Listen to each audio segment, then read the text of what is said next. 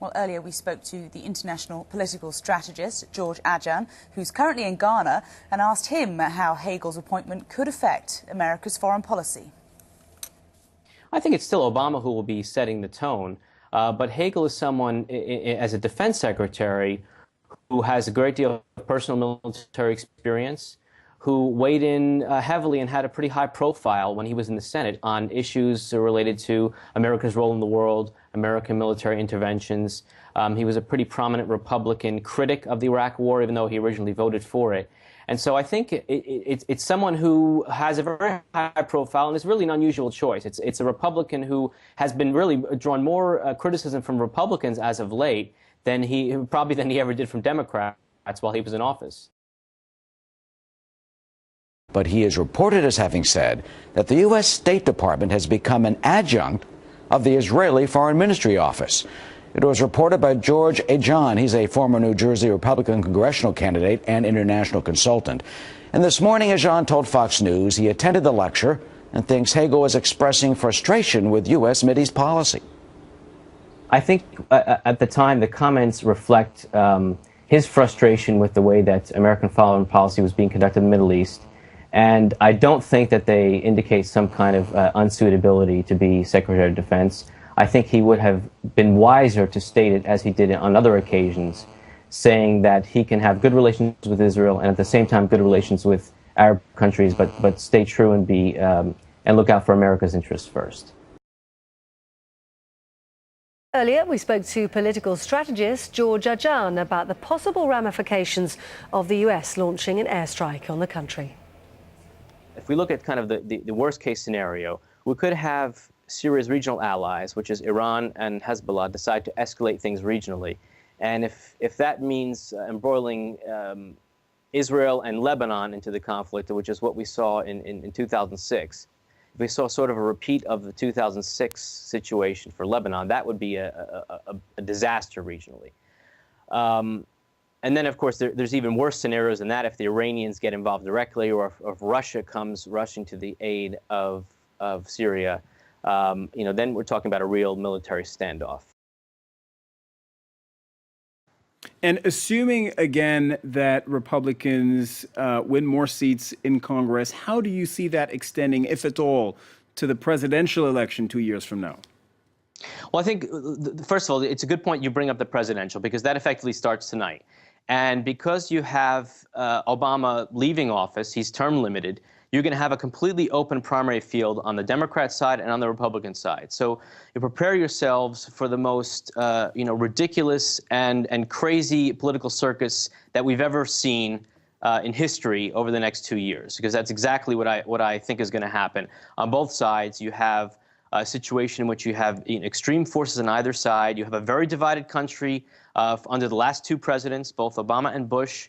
And so you're going to have very extreme forces competing in those primaries, driving the electorate and pulling them in all kinds of directions. And so you're going to see some very, very interesting and things that we've never seen before, I think, in primaries that are going to come up over the next 2 years. But do you think he's dangerous in that people, and indeed the American people, actually listen to what he says? I mean, where does he get his facts on? The facts, he said 25% of Muslims believe violence on American soil is justified, and also claims that parts of London are radicalised. Now, I haven't carried out any survey, but I don't know of any parts of London that are radicalised.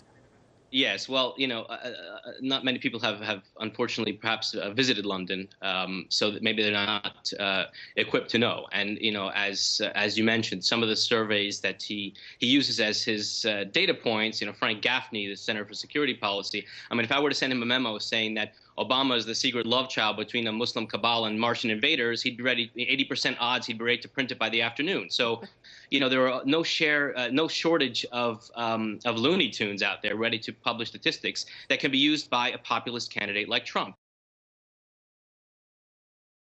Is it fair to say that facts don't really count for much? I mean, there have been a few debates now, and each time fact checkers catch some of the candidates out, I mean, do facts even matter anymore? Yes. It's an excellent point, and let's be honest, at this point in the race, the campaigns are not very robust. The fact that Trump can make some of the comments that he's made, which are quite ridiculous and offensive across the board, that haven't seemed to affect him. It's because the race is not robust enough. When you have 9 other people chomping at the bit trying to criticize or get their 2 cents in, it's not as if there's enough time for scrutiny of what Trump or anyone else is actually saying. And so at this point, candidates are very much focused on raising money. They're trying to keep the numbers alive. They're going from poll to poll, from debate to debate. What we don't know is what the internal polling numbers of these candidates look like. If they're smart, they're spending their money doing polling, doing opinion research to find out how strong Trump's lead really is, and who are Trump voters' second choice, and how likely are they to flip to someone else. George, just to quote Obama, we can't rebuild every nation that falls into crisis. It's the lesson of Iraq, and we should have learned it by now. It may well resonate with Americans, but I would suggest that it would also resonate with people in the Middle East. Yes, well, you know, those words were actually also spoken by George W. Bush during the campaign of 2000, before he became president, before September 11, before he went and invaded Iraq. So even on the right side of the spectrum, those ideas will resonate. The trouble is that the Middle East is so confused right now, and there's no clear direction that America has set. It's largely left countries to their own devices. And there's a kernel of truth in what Obama is saying, that we can't control everything. We can't determine, as in past decades, who will run each of these countries. I mean, the interesting thing about Iceland is the political aspect. You know, you have this pirate party, which there have been other parties in Europe called the Pirate Party. In Sweden, that has had a member of the European Parliament even. In Germany, they had won seats in state elections previously. They had also lost in the most recent round of 3 elections in March in Germany. So there's really no functioning pirate party in Germany right now. They didn't even get 1%. But in Sweden, it's polling at over 30%, and it looks like it may be able to, if they go to elections, be the dominant power in government. So that's something new to watch. That's interesting. Donald Trump réalise d'excellents scores, que ce soit dans le nord ou dans le sud du pays, où les bases électorales sont pourtant complètement différentes. Est-ce que ça confirme que son positionnement, son discours, c'est pile dans l'air du temps? Oui, c'est un mouvement au fond. C'est pas une politique régionale. Et beaucoup de gens, moi compris, je reconnais, ont sous-estimé Trump dès le début. Mais maintenant, il a prouvé qu'il a le soutien nord-sud, est-ouest. Et il continue à creuser l'écart. Et bon, mais la question maintenant, est-ce qu'il est un train fou? Et je veux dire, pour le moment, non. Il est toujours possible d'arrêter le train de Trump, mais comme Ted Cruz a bien dit dans son discours hier soir, il faut unifier les autres candidats, parce que tant que les candidats restent dispersés entre les républicains, c'est à l'avantage de Trump. Bon, jusqu'à présent, bien sûr, Trump, il a presque la moitié. Mais pour le moment, jusqu'au fin mars, cette élection dépend sur 2 choses, la géographie et la mathématique. La géographie parce que bientôt, on aura l'État de Michigan, l'État de Floride, le 15 mars, et l'État d'Ohio. Michigan et Ohio, normalement, John Kasich, qui est en 4e position, et c'est sa terre, Ohio, Michigan, c'est presque un État voisin, et Floride, c'est la terre de Marco Rubio. Donc, il faut regarder ça, et aussi la mathématique, comme je viens de dire, c'est les délégués. Et jusqu'à présent, selon les règles du parti, les délégués sont alloués proportionnellement. Mais à partir du 15 mars, presque chaque État sera vainqueur pour tous. Ça veut dire celui qui gagne la plupart des votes remporte tous les délégués. Donc, si Trump, jusqu'à présent, il a 1/3 des voix, mais il remporte presque la moitié des délégués. Mais si Cruz, par exemple, avec le soutien des électeurs, les anciens électeurs de Carson, s'il arrive supérieur à Trump, il risque de gagner beaucoup plus de délégués qu'avant. Well, the opposition party, that's the United Party for National Development, says it will appeal the result at the Constitutional Court and also says it has evidence that the vote was rigged. How do you reckon that might play out? Well, there's a plus side and a minus side for them. On the plus side, the Zambian constitution, unlike others in Africa, for example in Ghana, where we had a very similar situation to this play out in 2012, which I was involved in as well on behalf of the opposition. In the Zambian situation, the president cannot be sworn in until this process is completed.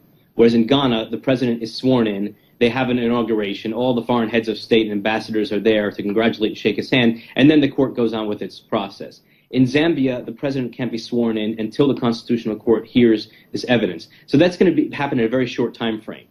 On the negative side, that means that the opposition, Hichilema's people, need to be super organized, and they need to present this evidence that he talks about. It needs to be much more than just a 1-minute clip where he says we have evidence, or he cites a few things. It needs to be a comprehensive display of all the details, quantitatively shown, that can be brought to foreign embassies, to media outlets such as yours, and to the global community, so that there's a real questioning over whether this election was indeed legitimate.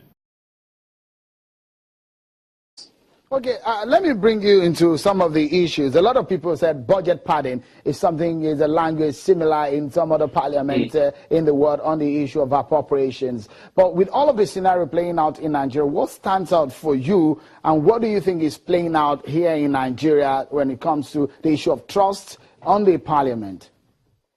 Well, I'll say I find this whole discussion a bit ironic coming from the American point of view. Working with clients here in Nigeria, as well as coming from the American point of view, because in the U.S. we have the same sort of thing. It's called earmarking, where representatives can put studies of pink butterflies for $60 million that can only be done at some small college in their particular district. So that's not altogether different from what we see in other legislative processes. However, we look at the amount. In a $6 trillion budget, the initial estimate of this so-called padding was something like $500 billion, which is nearly 10% of the budget, which is outrageous. Now we're debating something like $40 to $75 billion, which is on the order of 1%, which is similar to what actually would exist in the United States. So there's a bit of irony there. The other thing that I find is that the whole debate over whether it's padding or not padding or what's the right word, it reminds me of former President Bill Clinton trying to avoid impeachment by debating what you mean by is and what defines sexual relationships. We're missing the big point here. You also had your own stint of having your congressional run in 2004. That was a pretty longer time. And after that, you've been giving talks and some kind of counseling to some politicians. For these two, if you had a chance of meeting them, looking at the campaigns, what would be that one thing that you would love to say to them, both? Well, I have to say, Trump has attracted a lot of negative attention. I find his candidacy to be a big disappointment, simply because I personally like the idea of an outsider, someone who hasn't been a career politician, someone who hasn't been spent a lifetime in office running and managing to get the nomination of a major party and running a campaign. The trouble is that he's done it in such a divisive and clunky and clumsy way that it's discredited the idea of an outsider coming in as a candidate. And so I wish he had been more disciplined. I wish he had been less hateful in his rhetoric. I wish he had built bridges, and I wish he had managed to focus his messages on the economics and drawing a distinction between why the establishment has been a failure, which largely it has. You can portray that message without being seen as someone who's against minorities or against people who are not part of the traditional way politics has been done. Pour autant, le président américain n'a rien proposé ni de très nouveau, ni de très concret pendant ce discours. Rien sur le financement de l'augmentation du budget de la défense, rien de concret non plus sur le plan qui va remplacer l'Obamacare que Donald Trump veut abroger. Rien non plus sur concrètement quels emplois il compte apporter aux États-Unis. Ça ne vous gêne pas? Vous n'êtes pas frustré? Je ne suis pas frustré parce que j'espère qu'il a marqué une différence entre le Trump de Twitter, le Trump que la classe politique attend, et j'espère le vrai mandat de Trump, c'est quelqu'un qui a certaines idées. Bien sûr, il faut qu'il explique en détail ses programmes. Par exemple, il a présenté des idées pour le budget, pour augmenter le budget pour la défense. Okay. On n'a pas encore trouvé une solution pour Obamacare. Et c'est vrai qu'il aura autant de soucis chez son propre parti, chez les républicains, qu'il aura chez les démocrates. Parce que, par exemple, la proposition de dépenser un fonds de 1 000 milliards de dollars pour l'infrastructure. Mais c'est par pas exemple, quelque comment chose est-ce qui que ça va mettre être à l'aise les conservateurs?